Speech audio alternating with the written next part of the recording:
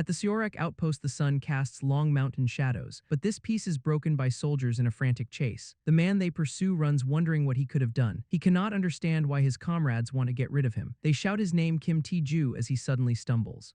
His vision then explodes into a blinding flash of white light. The light fades, leaving him on the ground clutching his heart. This familiar seizure leaves him kneeling and completely defenseless. A fellow officer steps forward, mocking his pathetic attempt to flee. First Lieutenant Jang In-dong looks down on him with utter contempt. He finds himself trapped at the very edge of a cliff. Cornered, he screams, demanding to know why they betrayed him. The lieutenant scoffs, calling him trash that should have died long ago. He draws his sword, mentioning someone Tae-ju supposedly provoked. Tae-ju realizes with dawning horror they mean Honda Mitsui. The lieutenant confirms it, demanding he respect his stepmother. With that final warning, the lieutenant lunges forward to strike. The powerful blow sends Tae-ju flying backwards over the edge. He watches him fall, certain the inheritance is now secure. With a dismissive farewell, he leaves him to his fate. But his story truly begins long before 300 years ago. On an ordinary day in 2026, the sun was blotted out. Then from the darkened sky, manna descended upon the earth. The sudden influx was catastrophic, wiping out most of humanity. Cities crumbled and civilization fell in the chaotic aftermath.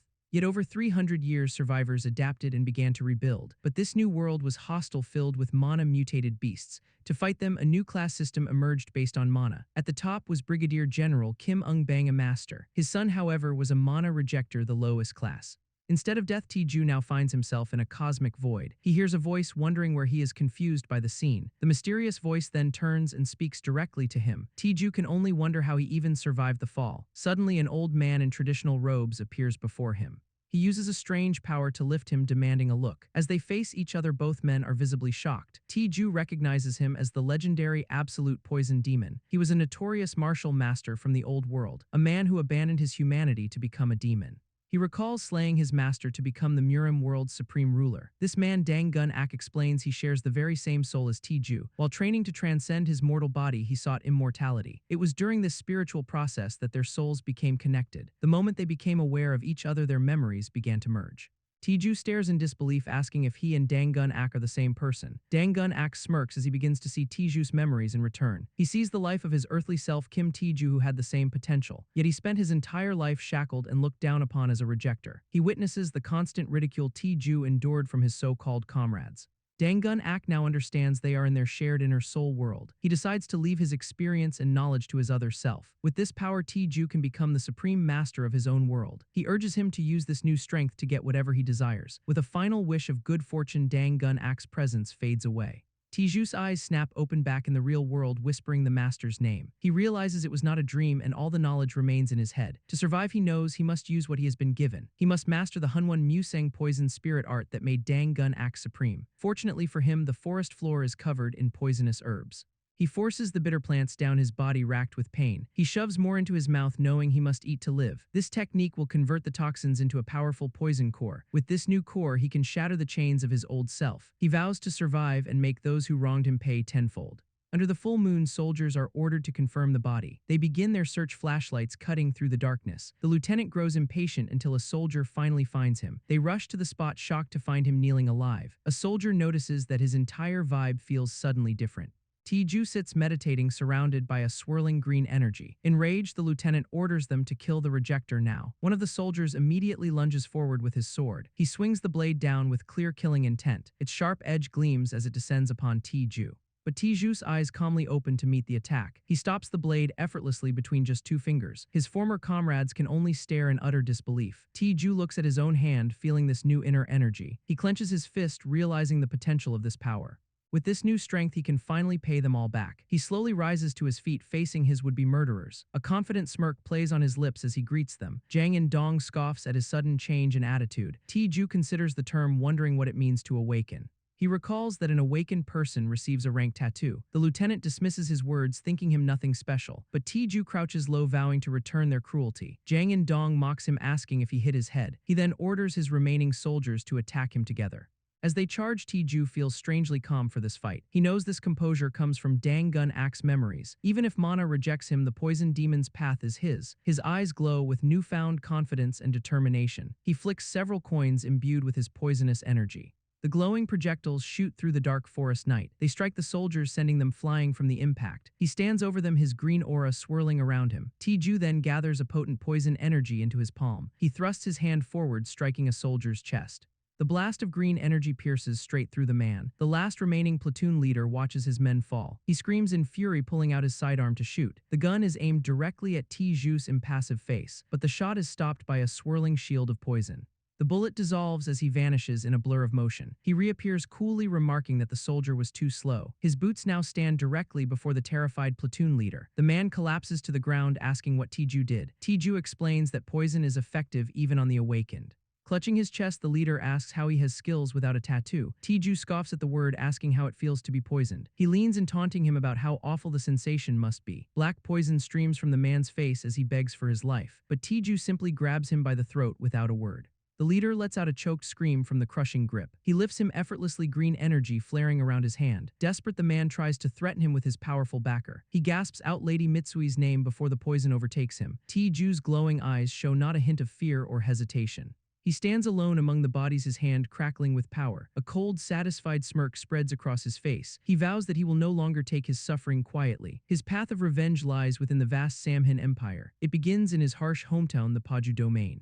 Meanwhile, Brigadier General Kim Ung-bang receives a report about his son. An officer explains the assassination attempt by First Lieutenant Jang In-dong. He reports that Tiju miraculously survived the ambush but is now missing. The official story claims Jang and his men were killed by monsters. The general questions the motive behind their betrayal of his son. His eyes narrow upon hearing it was commissioned by Japanese-affiliated officers. He immediately suspects the involvement of a woman named Honda Mitsui. She is a prominent figure and the mother of Tiju's two half-brothers. As Tiju's stepmother, she had always wanted the rejecter to die. Her patience ran out, so she arranged the assassination herself. The general laments her haste, knowing Tiju would have died soon, but given his political situation, he decides to bury the truth. He dismisses the officer, stating that he will handle it personally. The heavy office doors close, leaving the general alone with his thoughts. He coldly reasons that his son was fated to die from mana overload. For the sake of his other sons, he must overlook Mitsui's crime. He officially declares Tiju missing, abandoning him to his fate. He now stands on a cliff overlooking the free city of Garai. From this high vantage point, he marvels at the entire city below. His traveling companion asks if it is his first time seeing it. The man smiles, correctly assuming Tiju knows little about this place. He explains it was once a small town in the old Republic of Korea, but the area was overrun with a high concentration of dangerous monsters. These creatures provided valuable parts and materials for skilled hunters, so the emperor offered tax breaks and other incentives to attract them. Awakened hunters flooded in, turning Garai into a wealthy powerhouse. Tiju comically cuts the long history lesson short, urging him onward. The man laughs but warns him to stay on guard for criminals. Tiju thinks his talkative guide is actually a good person. His mind then flashes back to the events of a short while ago. He remembers surviving the bloody assassination attempt by the military. After that betrayal, he sought a place where he could grow stronger. This personal quest is what ultimately led him to the city of Garai. The weak imperial authority here makes it difficult for his family to track him. It is also the perfect environment for his new martial arts training. He still finds the term strange after his fateful soul-sharing experience. It was a gift from Dang Gun-ak, who passed down his poison arts. He ironically realizes Honda Mitsui's assassination attempt did him a favor. For now, he must work as a porter to build his strength. His companion suddenly asks who he thinks is the party's strongest.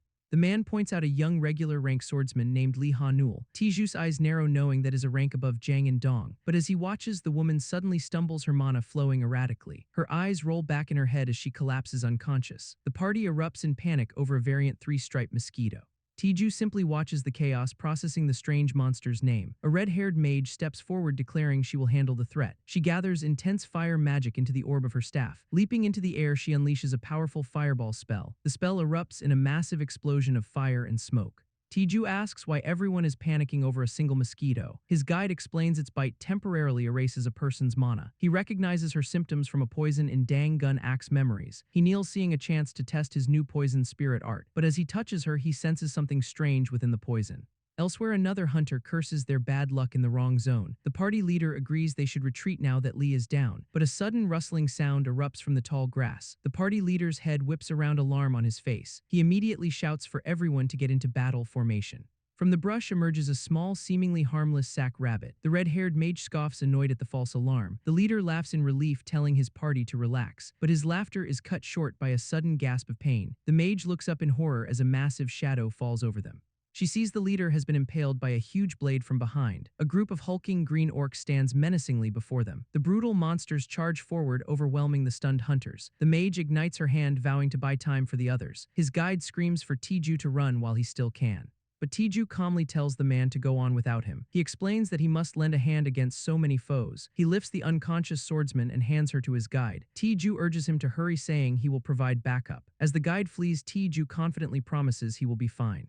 He turns to the fight, noticing the orc's movements are strangely coordinated. The mage unleashes a powerful fire lance at one of the monsters, but she suddenly shouts a warning over her shoulder. Tiju, however, plants his foot firmly on the ground. The mage spins around angrily, demanding where it thinks it is going.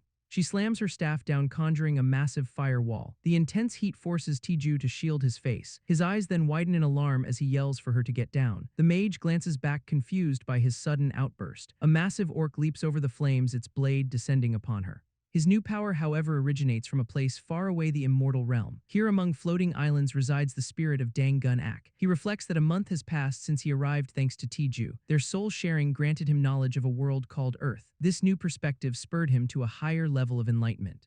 With it, he finally achieved the transcendence he had always sought, but he clenches his fist, realizing he should have known the truth. This realm was not a paradise, but a prison filled with lunatics. He now soars through the air, laughing wildly at the absurd chaos. He is immediately pursued by another master in the endless sky.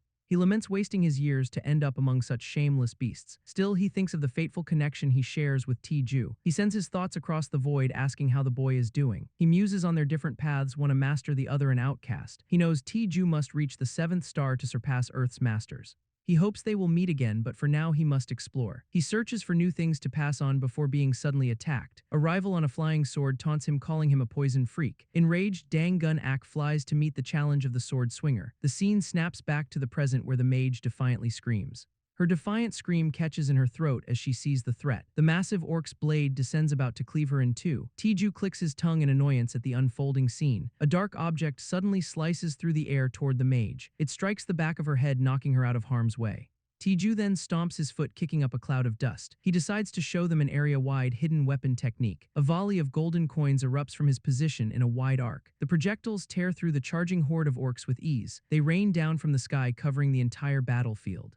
He lands with a fist to the ground, bringing the assault to an end. He stands satisfied amidst the fallen orcs and the unconscious mage. His thoughts turn to the woman, realizing he knocked her out to save her. He knows a mere porter wiping out orcs would raise suspicion. He concludes that he must leave before anyone else shows up. A small smile crosses his face as he reflects on his new life. Before leaving, he decides to clean up the evidence of his attack. He kneels to collect his coin weapons, grumbling about the cost. As he fills his pouch, he notices one of the coins is missing. He scans the surrounding forest, trying to recall where he threw it. His search ends as he spots the coin lodged in a tree, but something else on the ground catches his immediate attention. His eyes narrow as he examines the strange insect. He flicks his finger, releasing a small burst of energy. It coalesces into a green orb in the palm of his hand.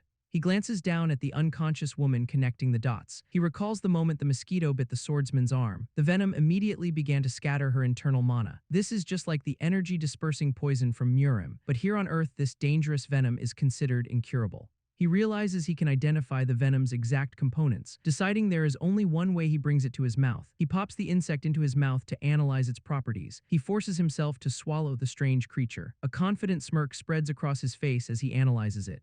He knows he must run tests as soon as he returns, but a sudden realization stops him in his tracks. His eyes widen in shock at an unexpected discovery. A massive orc with glowing red eyes snarls a direct threat. The creature towers over him, and Tiju is stunned it can speak. He realizes this is an elite monster, a class he has only heard of. His mind races, questioning what could be happening in Jirison. The elite orc roars and raises its massive axe to strike. It brings the heavy blade down with devastating force. The weapon descends directly toward Tiju's head. He leaps backward just as the axe shatters the ground. Deciding to be safe, he prepares a probing attack with his coins. He kicks out, sending a volley of golden projectiles flying. The coins slam directly into the elite orc's head and chest, but they spark harmlessly against its impossibly tough hide. The projectiles simply bounce off without leaving a single scratch. His eyes narrow as his suspicions are confirmed. Even his strongest hidden weapon techniques are completely useless. He wonders if a poison attack might be more effective. The uninjured orc lets out another furious, intimidating roar. Tiju breaks out in a sweat, scolding himself for hesitating. He imagines Dangun Ak would be disgusted by his indecision. Admitting he grew arrogant, he begins to gather poison energy. He recalls his master's simple lesson to keep hitting until it falls. This is the way of the absolute poison demon. The elite orc swings its massive axe down to meet him, but Tiju counters by thrusting his poison-laced palm forward. He grits his teeth, pouring all his energy into the strike. Their clash erupts in a massive pillar of green light. When the dust settles, the monster's axe lies shattered. The orc stares in disbelief while Tiju kneels exhausted. He realizes he underestimated it as the main body is unharmed. With grim determination, he decides to just hit it again, but before he can move, a different blade flashes by. In an instant, the elite orc is sliced to ribbons. Tiju can only stare in utter disbelief at the sight. He wonders how someone could carve up an elite so easily. A mysterious woman now stands where the monster once was. She turns and calls out to him, ruining his escape plan. Her sword points to the fallen horde as she asks if he did this. She notes he is not awakened, questioning how a nobody could win. Tiju remains silent, unsure of how to answer her. The woman then asks who he is, introducing herself as a commander. He recognizes her master-level power and chooses his words carefully, but before he can speak, his porter boss rushes toward him. The boss asks about the cargo and Tiju deflects the attention. He turns his head, confused about who Tiju is referring to. His eyes widen as he recognizes the man Master Li Jianghak. The porter boss quietly explains Master Li's high-ranking political position. He is also the head of the Nagadang Guild, a master rank awakened. Porters must pay his guild for protection, a fact Master Li overhears. The boss then pushes Tiju forward to formally introduce himself. Master Li scoffs, questioning if a mere porter killed the orcs. Tiju quickly fabricates a story about the unconscious mage's heroics. Just then, the commander returns with a status report for her master.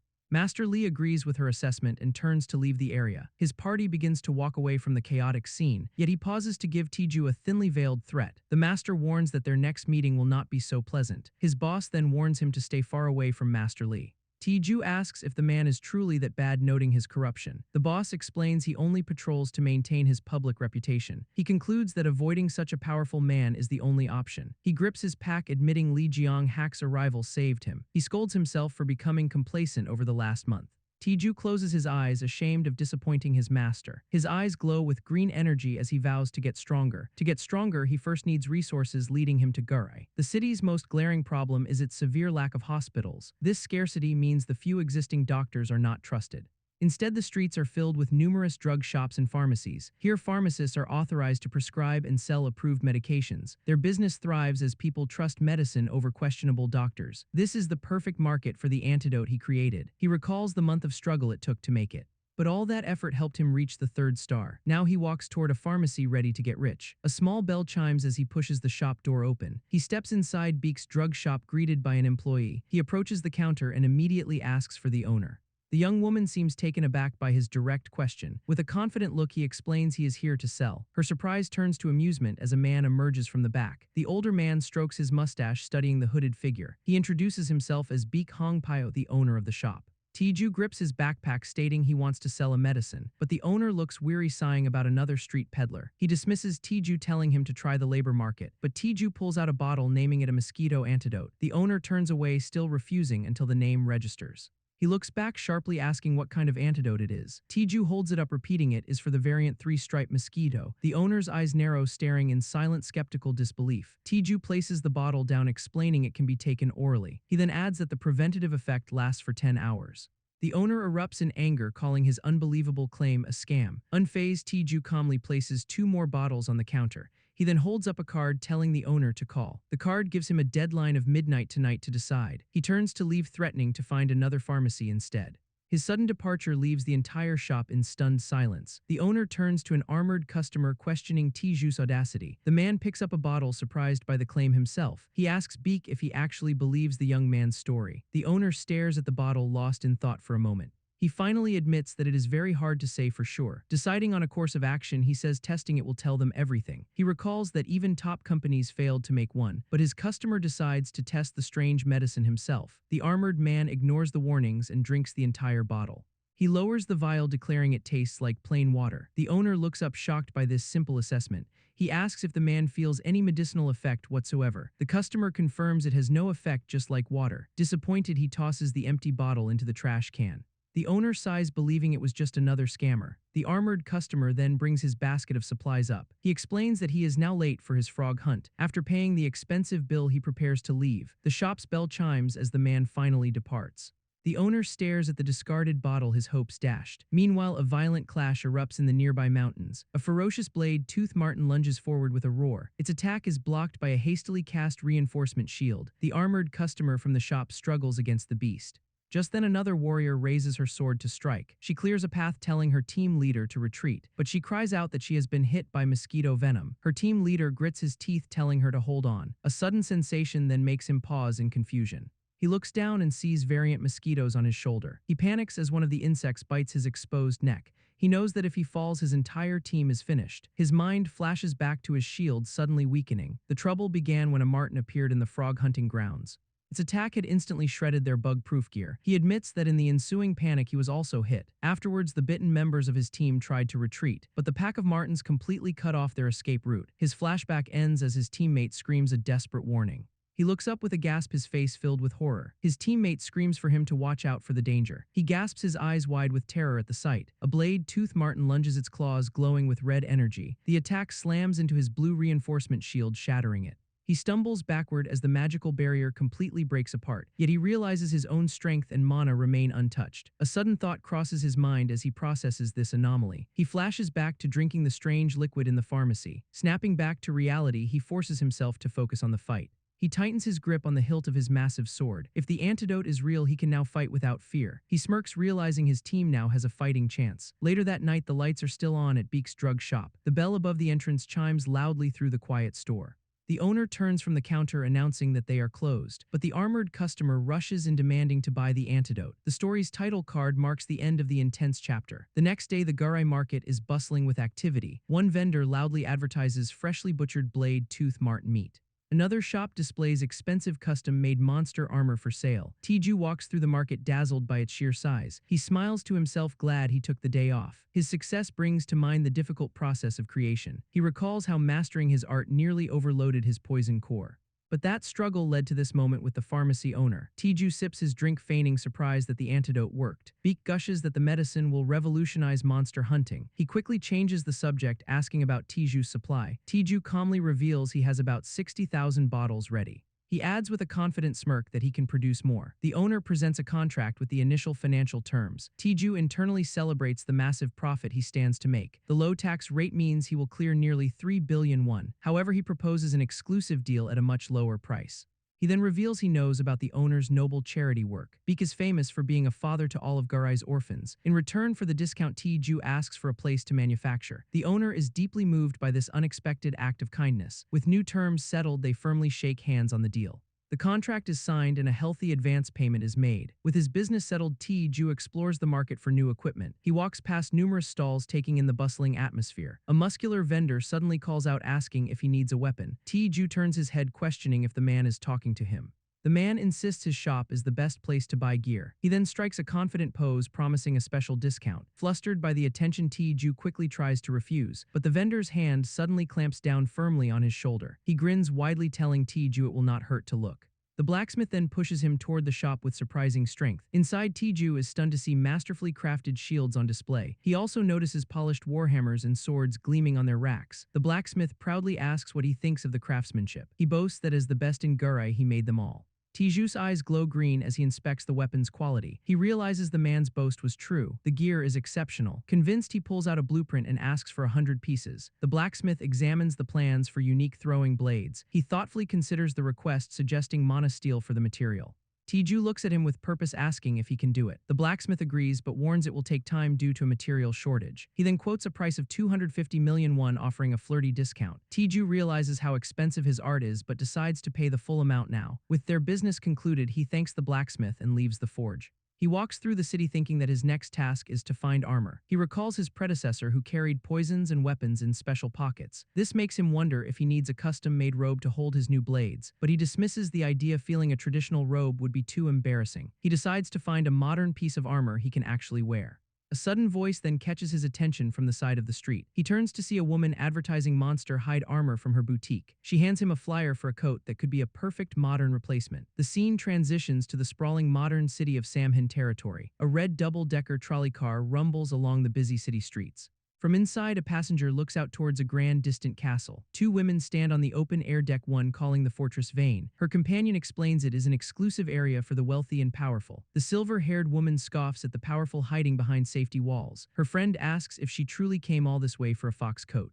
She clarifies that its rare hide provides outstanding defensive properties. Her companion agrees such a material is definitely worth the trip. She then recalls her grandfather's black card, allowing them to buy it. An announcement then declares their arrival at the Garai market stop. A heeled boot steps firmly onto the curb as they disembark. The pair walks purposefully down the street heading straight for the shop. At the same time, Tiju's eyes narrow as he studies the flyer. He decides the monster hide coat would be a perfect modern replacement. Entering the boutique, he announces that someone outside sent him in. The two women who just arrived eye him with sudden suspicion. A red-haired woman at the counter turns to give a polite welcome. Her expression shifts to surprise as she asks if he is Kim Tiju. She tries to jog his memory of the orc attack a month prior. The memory of her unconscious form flashes through his mind as he asks what brings the mage here. She smiles warmly, explaining this is her main job and she has been looking for him. He tries to leave, thinking he gave her credit for the orc kill to avoid this exact situation. He had planned to relocate if she ever revealed he was the one who defeated the orcs, but before he can slip away, her hand firmly grasps his arm, stopping him. She looks him directly in the eyes, asking if he was the one who saved her. A flashback reveals she went along with the guild's story that she had defeated the orcs herself. Tiju tries to deny it, claiming a simple porter like him could not have killed them. He recalls another hunter thanking him for his help in recovering his fallen comrades. In the present, she holds his hand tightly, thanking him with deep sincerity. He internally admits he was also testing his own strength and asks her to calm down. Wiping away a tear, she apologizes for putting her savior in such an awkward position. Her other customer suddenly interrupts, angrily asking how long he will keep their miss waiting. The red-haired woman turns in a panic, apologizing profusely for her unprofessional behavior. To everyone's shock, Miss Jiang Yonhui suddenly drops to her knees on the floor. She bows deeply, explaining that the coat they selected can no longer be sold. Tiju looks on in confusion, wondering what this has to do with the coat.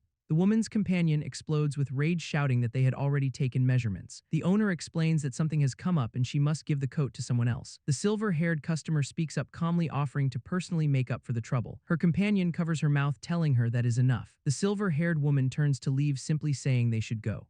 Her friend leaps after her, protesting that she really wanted the coat. Tiju watches them go, asking if he has caused a problem. The red-haired mage assures him it is fine, but he asks why she refused the sale. She smiles knowingly, teasing that he must be rather oblivious. Tiju denies this, claiming it is the first he has heard of it. She then plainly states that she wants to give the coat to him. He looks genuinely confused by her sudden declaration. She explains she wants to repay the debt of saving her life. He immediately tries to refuse, admitting his intentions were not pure. She insists his intentions do not matter. The result is that she is alive. Her eyes well up as she asks him to save others in the future. He reflects that he has never been thanked so sincerely in his life. His past was filled with betrayal and ruthless ambition, not gratitude. But he finds that this new feeling is not bad at all. With a slight smile, he agrees to gratefully accept her gift. Overjoyed, she immediately rushes to get his measurements taken. The scene shifts to the vast floating islands of the immortal realm. A white-haired man lies back, sighing that he is bored. He complains that as an immortal there is nothing to do. Other sages nearby complain about their monotonous, similar lives. But Dongbin sits up, recalling one man who is an exception. His friend clarifies he means the Tang clan member who is unique. This man is known for his strange talk and unique modern outfit. He decides that joining this lunatic might cure his boredom. With his decision made, he stands firmly on his floating sword. He declares that he will go and find the man right now. He plans to offer a precious glowing fruit to ensure cooperation. The scene transitions to the modern campus of Beeks College. Deep within the building, an empty staircase leads down. The path descends to a heavily secured vault on the second basement floor. Inside, a hand is submerged in a basin of glowing liquid. Tiju pulls his now clean hand out, satisfied with his work. He then puts in an earpiece to answer an incoming call. On the line, he reports that the base solution is now complete. His contact, Beek Hongpyo, expresses immense relief over the phone. He explains that word of the antidote has caused absolute chaos. With hoarding so rampant, his team has completely run out of stock. Tiju calmly instructs him to announce steady supply and purchase limits. Beek worries that such high demand will quickly inspire copycat products. Unconcerned, Tiju confidently caps another freshly filled bottle. He knows a true copy is impossible without his poison spirit art. Beek agrees to manage sales while asking about a packaging machine. Tiju reveals he has 20,000 bottles to pack by himself today. Outside his hidden lab, two children cautiously approach the vault door. The boy dismisses his sister's fear, claiming a bum lives there. He insists someone just took over their old secret base. Just then, the heavy vault wheel begins to turn and unlock. The heavy door groans open, revealing a dark purple haze. Tiju emerges with glowing eyes, terrifying the two children. They scream about a stinky ghost and run away in fear. He sighs, annoyed at being called a ghost after working so hard. He sniffs his arm, wondering if he really smells that bad. The thought reminds him he has an appointment he must leave for. A sudden voice from behind asks if he is Kim Tiju. He turns to see a woman in professional heels approaching him. She explains her father told her he was working on the antidote. He confirms his identity, then asks who she is. She introduces herself as Beek Seo Yon from the orphanage. She came to check on the kid's story about a basement ghost. Seo Yon then offers him a package she brought for him. He recognizes the box, thanking her for the perfectly timed delivery. Blushing, she asks him to keep working well with her father. She leads the children away, telling them to go wash up. He decides to inspect his new weapons before he showers. Opening the box, he finds the blades and a small note. The blacksmith's flirty message asks him for feedback on the prototype. The note's familiar tone instantly fills him with rage. He lets out a small laugh, putting his anger aside to grab a blade. He inspects the blade, finding it both sharp and solid. He tosses it lightly, pleased that the weight and grip feel perfect. With such excellent willow leaf blades, he gets excited for his finished coat too. He remembers her offer but decides he must pay her properly now that he has money. Realizing he is cutting it close for his appointment, he decides to shower quickly. After cleaning up, he arrives at the Jirisan monster boundary zone. He spots the raid party he is meant to join waiting in a clearing. One of the hunters, the team's owner, spots him and calls out a greeting. He waves his arm enthusiastically, exclaiming that it is great to see him. Tiju apologizes for being late, but the man thanks him for coming on such short notice. He brushes off the thanks, then calls out to another hunter nearby. The man's hand tightens on his sword, demanding an apology for arriving last. This hunter, Jang Wonjun, scoffs at their friendly reunion. Tiju calmly states he was not late, so he has no reason to apologize. Enraged, Wonjun threatens to carve him up for talking back. A venomous green aura flares around Tiju as his eye begins to glow. The owner quickly steps in, begging him to let the fight go. He decides to endure it just this once, offering a terse apology. The other man tells him to drop it and begins to walk away. The owner announces that since everyone is present, they can finally move out. But Tiju immediately questions their small party size, noting they should have 15. He directly tells the other hunter he will not proceed with so few people. The hunter scoffs, asking what a mere porter could possibly know about safety. His words infuriate Wonjun, who calls him a dead man walking for talking back. The insult echoes in Tiju's mind as his own expression darkens. Deciding he has had enough, Wonjun draws his sword to kill him on the spot. The raid leader quickly intervenes, asking who will carry their bags if he dies. Wonjun sneers that Garai porters must be quite privileged to talk back like that. The leader just laughs it off, putting an arm around the fuming hunter's shoulders. Tiju's patience wears thin, his glowing eye betraying his murderous thoughts. Before he can act, the owner instructs everyone to take their antidote and move out. He then turns to Tiju, apologizing for getting him into this mess. He explains the antidote negates the threat of venomous mosquitoes in this territory. He admits he is a bit uneasy, but offers Tiju his own bottle of the cure. Tiju smiles, realizing the power he created is already changing the world. He remembers the coat maker's heartfelt plea to save others from senseless deaths. As he drinks the antidote, he understands her wish is already coming true. Yet he also recalls how he just lost control of his killing intent again. He suspects the reason for this is his past life as the absolute poison demon. He recalls the poison demon's instinct to kill anyone who wronged him first. That ruthless poison heart has been slowly merging with his own soul, but he thinks this change is necessary for the world he now lives in. The owner interrupts his thoughts, asking him to stay close during the raid. Just then, a massive red wolf with glowing eyes emerges from the trees. Its snarling face proves the monster's spawning rate and intent are different here. He clarifies that he is not the one who will be fighting. Below, his party stares in shock at the wolf's dead body. Wonjun angrily demands to know if he expects them to obey him, but a massive red bear emerges, proving Tiju's point for him. Wonjun screams for everyone to scatter as he draws his sword. It is too late as the monster's paw smashes into his face. The devastating blow sends the hunter flying through the air. Another hunter is caught, blaming the porter for his injuries. The man's threat dies in his throat as the bear's claws dig in. The other hunters panic and flee from the terrifying beast. It lunges for a screaming woman, its jaws wide open. She can only watch in absolute terror as it closes in. But the creature suddenly halts, a dark liquid dripping from its mouth. Its glowing red eye begins to flicker and dim. The poison beast stumbles, its malevolent aura fading away. The owner looks up in fear, asking Tiju what is happening. Tiju scoffs, telling them they should have left when they could. He mocks their arrogance, reminding them he showed his power earlier. Deciding they are beyond saving, he drops a small blade beside him. With glowing green energy in his hand, he declares they will die here. His glowing hand strikes the massive red wolf's head. He unleashes his veins, sealing twin poison palms technique. The devastating attack sends a pillar of green light skyward. The owner stares in shock, wondering how a porter is so strong. He realizes Tiju must have killed the orcs on their last raid. Tiju walks over, casually remarking that he needed to stretch. Terrified, the owner drops to his knees and begs for his life. Tiju smiles, asking why the man thinks he would kill him. The owner looks up from the ground, timidly asking if he is serious. He tells the man to stand, who quickly insists he is unhurt. Relieved, Tiju then decides to ask him for a small favor. His expression darkens as he asks about what the owner saw today.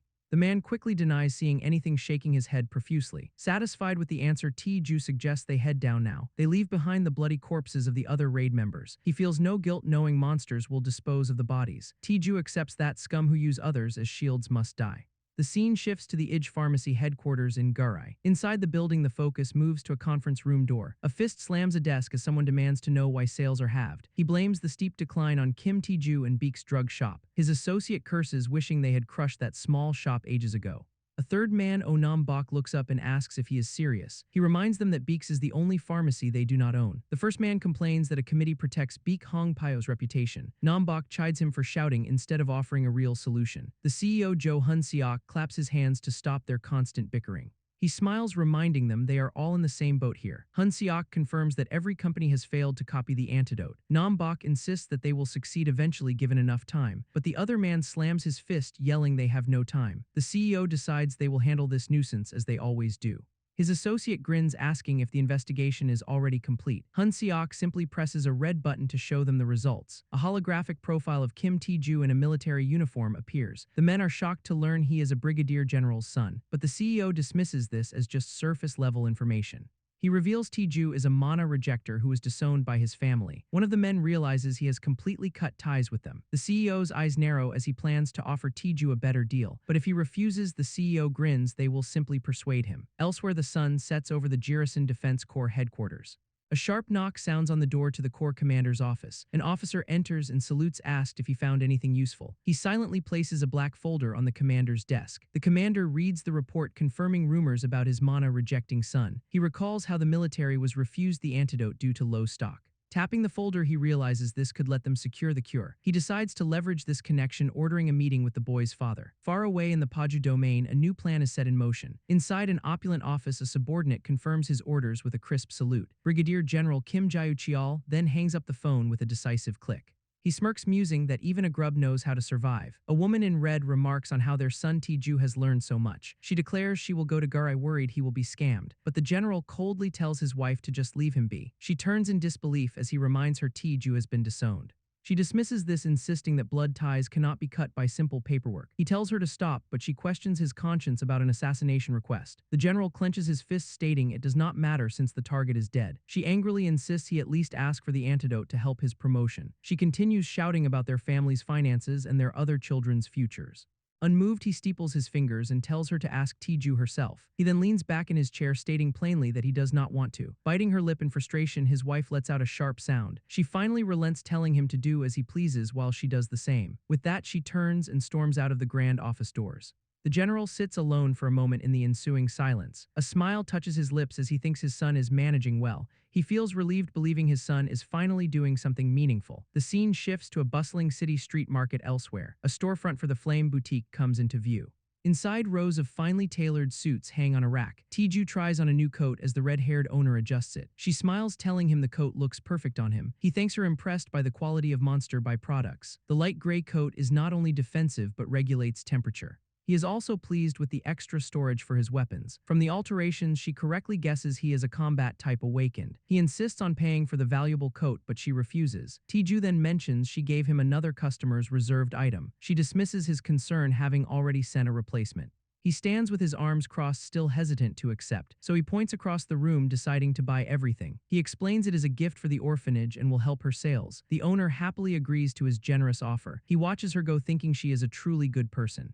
His thoughts are interrupted by a man calling his name. The well-dressed man walks confidently across the boutique floor. He introduces himself as Jo Hun Seok, the CEO of Ij Pharmacy. The man then politely offers Tae-ju his business card. Tae-ju glares at the card, his expression hardening with suspicion. Hun Seok smiles, noting his sudden visit has made Tae-ju uncomfortable. Tae-ju cuts him off, asking what he wants and how he found him. The CEO boasts that his association knows everything in Garai. His smile vanishes as he demands they supply him the antidote. Tae-ju scoffs, asking if that is a favor or a threat. Hun Seok calls it a favor for now, but Tae-ju flatly refuses. He turns away, unwilling to betray those who trusted him. Hun Seok then offers 5 billion won for the formula alone. The CEO's pleasant facade cracks as a vein throbs on his temple. Tae-ju dismisses him, telling the returning owner he is seeing a customer out. Now outside, Hun Seok glares at his phone, vowing Tae-ju will regret this. He makes a call, ordering his men to proceed as they always do. The scene shifts to a construction site at sunset. Tae-ju arrives at the site carrying several large boxes. He cheerfully announces his arrival to the director. An older man welcomes him, asking about all the packages. Tae-ju explains it is a gift to repay him for his help. The director is so moved that a tear rolls down his cheek. He clutches the gifts, calling Tae-ju a blessing in human form. Tae-ju simply smiles, saying he is glad that he likes them. The director updates him that construction is going smoothly thanks to him. He then asks if Tiju has finally made up his mind. Tiju reveals the CEO of Ij Pharmacy came to see him today. The director turns in shock asking if that bastard tried anything. Tiju says it was just intimidation, but it was a reminder.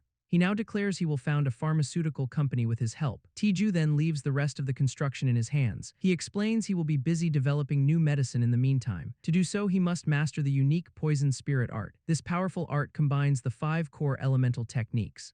It contains 10 stars of mastery from second class to peak. Beyond the 10th star lies true enlightenment and the poison spirit. This allows one to use legendary techniques that melt even demons. To reach this level, Tiju trains in the Jirisan Mountains. A sudden blast of energy tears through the quiet forest. It comes from Tiju, who descends upon a massive monster. He moves in a flash, piercing the beast's vulnerable throat. Then he drives his poison-laced weapon deep into its back. The sheer force of the impact sends the monster reeling. It collapses to the ground dead as Tiju stands victorious. He identifies the creature as a boiled poison claw monster. He admits that even with his weapons it was a tough fight. His current power is still shameful, so he absorbs monster poison. He finds a large glowing poison sac perfect for this purpose, since he already knows the theory absorbing new poisons fuels his growth. His body, once stuck at 3 stars, has finally stabilized. He feels ready to move to the next stage of his training, but first he carefully retrieves his expensive throwing blades. He soon spots his next target, a docile spore poison roe. The small creature resembles a deer with 2 camel-like humps. With incredible speed, he and his shadow launch an ambush. The fatal strike causes the monster's humps to violently burst. This releases a deadly cloud of ultra-fine poison spores. Tiju stands calmly as the purple spores fill the air. He knows this poison can melt gas masks and lingers for hours. Recognizing it as the strongest he has found, he will not waste it. He prepares to absorb the entire toxic cloud into his body. A powerful green aura erupts, drawing in the purple spores. With glowing eyes, he focuses his will on the task. He masterfully condenses all the toxic energy into a single orb. Then he reaches out to draw the potent sphere into himself. The energy surges through him as he converts it with his art. This breakthrough pushes his mastery to the 4th star. After hours of meditation, he opens his eyes, the air now clear. He now perfectly understands the poison's composition for an antidote. Using Earth's unique poisons is the key to getting stronger faster. He remembers his past weakness and vows not to repeat it. He will never again be the one who needs to be saved. He holds the condensed orb of pure poison in his hands. The energy surges through him, finally pushing his mastery to 4 stars. He sits in meditation, thinking the breakthrough took long enough. His training complete, he rises and stretches his stiff muscles. He stayed in the mountains longer than he originally planned. Now that he has the antidote formula, it is time to head back. He feels uneasy having left his pharmacy for so long.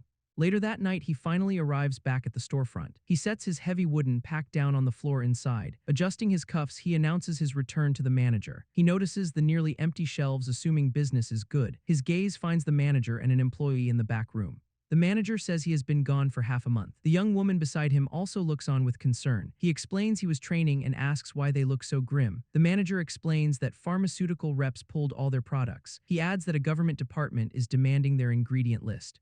Tiju immediately suspects this is Jo Hun Seok's doing. The manager agrees it lines up with the CEO's usual methods. In the worst-case scenario, their sales could be banned entirely. Tiju stands resolute, knowing this is just the start of the CEO's attacks. His eyes flash with power as he decides to strike first without compromise. He turns to his manager, suggesting they make the threat a real one. The older man looks back, confused by the idea of hitting them first. Tiju then orders him to close the shop and spread rumors of side effects. Later that night, he arrives at the gates of the Biksu orphanage. He has brought a special treat for them all to share. The director and children gather around a fire for a barbecue. Tiju takes the first bite of the freshly grilled meat. His eyes widen as the incredible flavor hits his tongue. He swoons with delight, overwhelmed by the heavenly taste. He recognizes it as spore poison roe, a delicacy from his past life. The meat was so rare it was once monopolized by the emperor. This confirms that choosing the roe deer antidote was the right call. He initially only wanted to save people from the monster's poison, but with meat, this good, he knows everyone will become addicted to it. Seeing their joy, he wonders if he should start a meat business. He could even supply the emperor and get closer to the Grand Master. The director watches him, a concerned look on his face. He thanks Tiju for sharing such an incredible meal with them. He still cannot believe the new drug is an antidote for that monster. The director then asks if Tiju will really let his pharmacy be destroyed. Tiju calmly eats another piece, telling him that it is all right. He holds up the antidote, promising they will soon see who gets desperate. The next day, he approaches the front of his closed drugstore. A man in armor complains about the closure, worried about his dwindling antidote supply. His companions explain the rumors of adverse reactions and government pressure. From a nearby car, Tiju listens in, annoyed by their idle chatter. He exits the vehicle and calls out to get their attention. Before the man can react, another figure grabs his arm. The armored man is shocked to see Master Lee Jiang-hak stopping the disturbance. The militia captain accuses Jiang-hak of being in league with Ij Pharmacy. Jiang-hak announces that the committee has officially suspended the antidote sales. The captain shouts back that it is ridiculous, as he was in the trials himself. A growing crowd joins the protest, demanding the store reopen. Jiang-hak watches their futile resistance with an amused smirk. His expression darkens as he asks when Trash started talking back to him. He dismisses the captain as not even being worth drawing his sword for. The captain stands his ground, declaring that none of them are leaving. He crosses his arms, staring down the master with defiance. Jiang-hak's eyes glow with power as he prepares to make an example of him. Suddenly, a man in a white coat runs between them, apologizing. Jiang-hak grips his weapon, irritated by the interruption. He thinks about how he must deal with Jo Hun-seok's manipulations. The man in the coat then turns to a white car that has just arrived. From inside a car, Jo Hun-seok gloats about bringing the terrifying Lee Jiang-hak to heel. His contact on the phone explains that with majority rule, the master is powerless. He agrees, confident this will all wrap up quickly as they move to the next phase. Promising a handsome reward, he spots Tiju walking away from the scene outside. The scene then shifts to the office of Lieutenant General Oh Jin-hyung. Inside, Tiju sits across from the general, who listens intently to his proposal. He offers to supply the Jirisan Monster Defense Corps with 1,000,000 bottles for 50 billion won. The Corps commander Oh Jin-hyung stares back at him in silence. His eyes glow with a purple aura as he considers the massive sum. Tiju sweats, worrying that he has upset the commander with the price. But the general's adjutant notes that the commander is actually in an exceptionally good mood. The commander then asks Tiju if he can even make a profit at that price. This unexpected question catches Tiju completely off guard. He then asks his adjutant if their reserve funds can handle the purchase. Tiju recovers, adding that there is one more product included in the deal. He holds up a cup, explaining he has developed a new drug for his future company. He then places a wrapped parcel on the table, inviting the general to have a taste.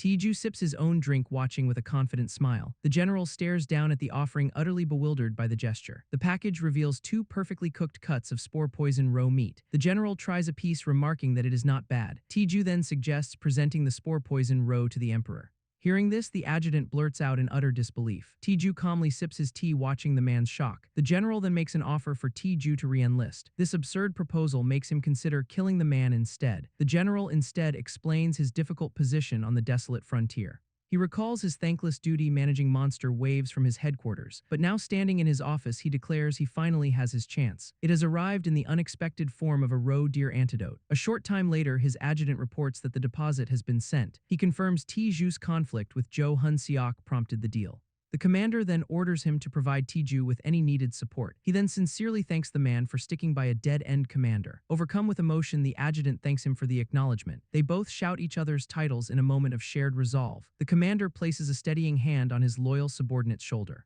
He pulls him into an embrace, vowing to reach the imperial court. Later, Tiju walks away as the adjutant celebrates loudly behind a door. The scene shifts to the impressive new headquarters for his company. Inside, the foundation for his new business is progressing smoothly. He sits with his manager, who says they only need a company name. Tiju smiles, glad the military contract and groundwork went through. He reads the headline, impressed by the general's media influence. His manager confirms the 25 billion won deposit settled their loan. He adds that he angrily cut all ties with their previous bank. Tiju then instructs him to use what is left for the orphanage. He explains that he cannot possibly run this new company alone. He then formally asks the stunned man to be his business partner. The manager expresses his doubts, having only run a small pharmacy, but Tiju insists he only knows how to make the medicine. Touched by the sincere request, the manager agrees to join him. He immediately proposes a 9-to-1 split, which Tiju rejects. Tiju insists on a 7-to-3 split for his full investment. The manager accepts, but says someone more capable will run things. He names Baek Seo-yeon, a woman Tiju vaguely remembers seeing. The man proudly calls her the brightest and offers to bring her. Tiju smiles, realizing the man's network is his true strength. They seal their new partnership with a firm and trusting handshake. Tiju then decides on a name, registering it as Tihung Bio. The manager adds that he has already called in some awakened orphans. This sudden news catches Tiju completely by surprise. The manager explains they will act as his personal security detail. Tiju scoffs, telling them to protect the orphanage instead of him. His manager watches him, wondering what gives him such confidence. He can only assume Tiju is relying on his military experience. Tiju overhears his new partner's lingering doubts about him. He asks if he has not yet earned even a little faith. Deciding to prove himself, he grabs his coat from the rack. He tells his partner to call all the orphans to the office. It is time to test his abilities and the new antidote. With a confident smirk, he declares he is taking them hunting. Their destination is a lush mountainous monster territory zone. Soon Ti-ju leads his new security detail into the forest. The orphans whisper, noting his expensive gear but lack of powers. One of them steps forward, placing a hand on his shoulder. The young man says he will take the lead to protect him. This is Baek Chang-hoon, an awakened swordsman, and his guard. Ti-ju simply tells the formal young man to call him Hyung, but Chang-hoon insists Ti-ju stay back for his own safety. He then apologizes if his assertive attitude came off as rude. Ti-ju reassures him, understanding his concern for a non-awakened. He then steps past him, saying they can talk after this. Chang-hoon looks up, confused by what he means. Suddenly, dozens of glowing red eyes appear in the dark woods. The young guard breaks into a sweat, identifying them as weasels. The ferocious pack immediately leaps down from the trees to strike. The pack lunges forward, surrounding Ti-ju and his guards. Chang-hoon realizes with dread they are facing storm weasels, but Ti-ju simply crouches, gathering a strange purple energy. He grips a handful of small, sharp projectiles between his fingers. In his other hand, he holds several small iron spheres. He unleashes all his hidden weapons in a single fluid motion. The projectiles erupt from him in a deadly omnidirectional volley. Chang-hoon can only stare, utterly bewildered by the sudden attack. A weasel shrieks as the purple bolts tear right through it. The entire pack is thrown back, unable to even touch him. In an instant, the feared monsters have been completely wiped out. Ti-ju calmly dusts off his hands as if nothing happened. He thinks to himself that of all things it had to be storm weasels. The sudden attack meant he could not use his reusable blades. To protect the orphans, he had to act decisively. So he unleashed all his human killer hidden weapons at once. Now over 200 expensive, unrecoverable weapons litter the ground. He wishes for his old powers as Chang-hoon cautiously approaches. The young guard stammers, asking if Ti-ju is secretly a master. Ti-ju smirks, confirming he is not awakened and will now take point. Chang-hoon reaches out, stammering that his father's teachings never prepared him for this. Ti-ju simply walks away, leaving the young man to question who he really is. He leads the stunned orphans as they move deeper into the forest. From the cover of the brush, he finally spots their primary target. A spore-poison roe deer grazes peacefully in a small clearing ahead. The others see it too, prompting Chang-hoon to ask what the plan is. Ti-ju smirks, explaining the deer avoids people because of its own poison. He then turns and orders the orphans to drink their medicine for the hunt. They all look at him in utter disbelief, questioning the command. Chang-hoon stares at the bottle, worried about trusting an untested antidote.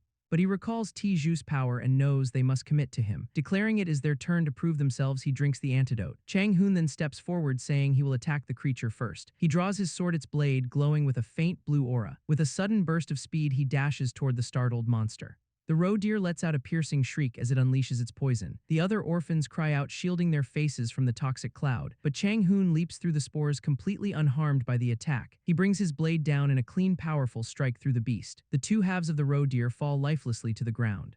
One of the orphans shouts a warning that the corpse will explode. The dead roe deer's body suddenly erupts with purple poison orbs. These toxic spheres float harmlessly around the orphans on the ground. Ti-ju smiles, thinking that the orphans are not so bad after all. He is especially impressed by Chang-hoon's gutsy trust in the antidote. The others laugh, realizing they are completely fine amidst the poison. Chang-hoon smirks, finally convinced that the antidote truly worked. Ti-ju walks through the spores, explaining the deer are now weak. Another orphan quickly apologizes for ever doubting his new boss. With their trust secured, Ti-ju orders them to continue the hunt.